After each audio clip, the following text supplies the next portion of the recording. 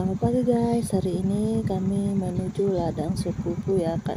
Hari ini kami ingin pergi menugal ya untuk bantu sepupu, dan ini kami sudah sampai guys.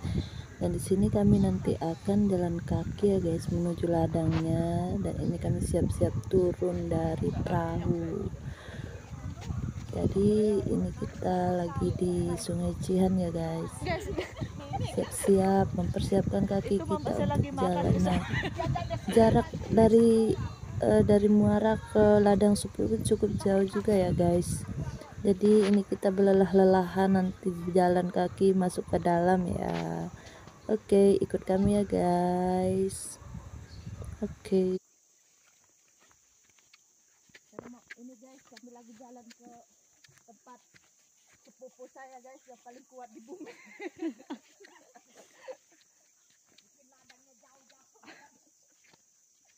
Saking kuatnya dia bikin ladang tuh di ujung dunia.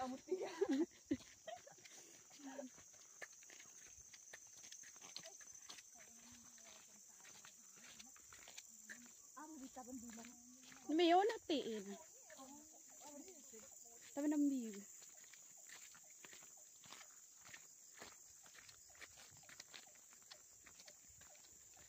Mana bapak-bapak TikTok ini?